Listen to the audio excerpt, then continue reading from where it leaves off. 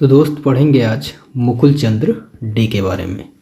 इनका जन्म देखिए 1895, 23 जुलाई 1895 और मृत्यु होती है 89 में। क्लियर। जन्म कहाँ था? बांग्लादेश। आइए डिटेल में देखते हैं। तो दोस्तों यहाँ देखो, मुकुल चंद्र डे का जन्म कब और कहाँ हुआ था? तो 1895 को हुआ, 23 जुलाई 1895 को श्रीधर खोला।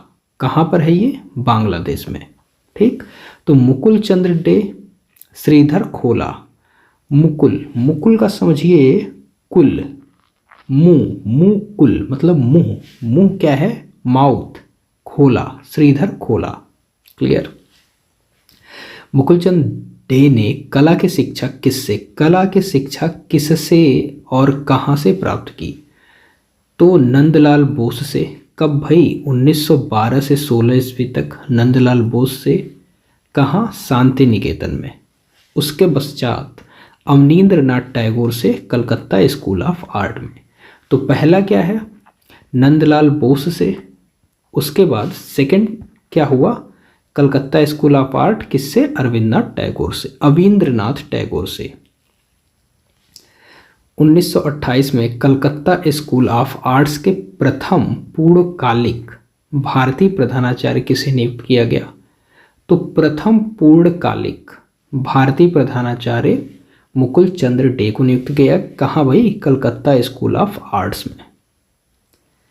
भारत में ड्राई पॉइंट ईचिंग के अगुआ थे, ये बहुत ही इंपॉर्टेंट है। ठीक।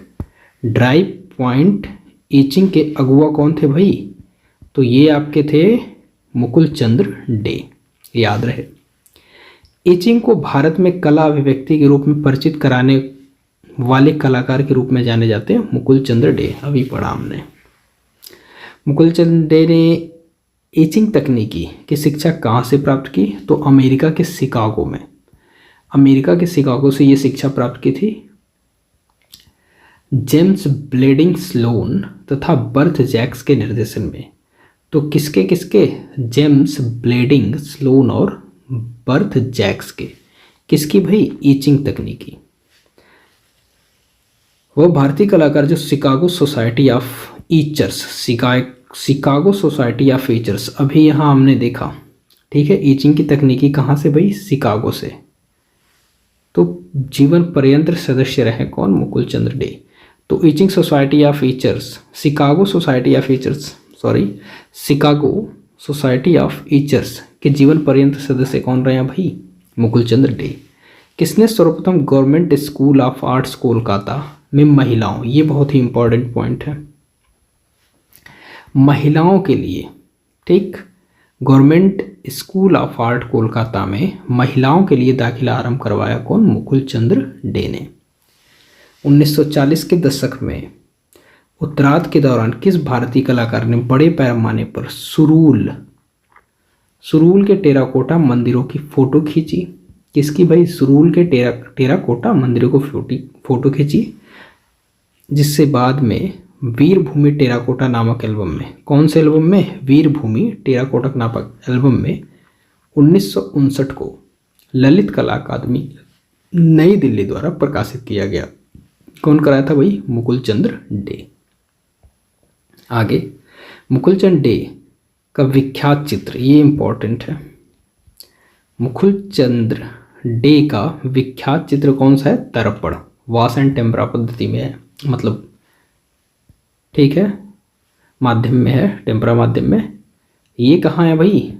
राष्ट्रीय आधुनिक कला संग्रहालय नई दिल्ली। तो वृक्षों व पुष्पों की शकुंतला को विदाई, वृक्षों व पुष्पों की शकुंतला को विदाई, कागज पर एचिंग। एचिंग जहाँ आ गया वहाँ आप नाम दे दोगे मुकुल चंद्र डे का। ये नई दिल्ली हो जाएगी, किसकी कृति है? इनकी।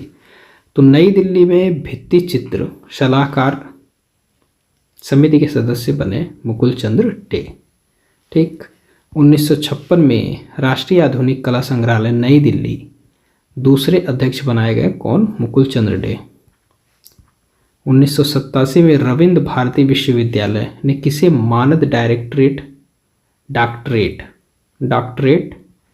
मानद डॉक्टरेट की उपाधि दी? मुकुल चंद्र डे को। ठीक।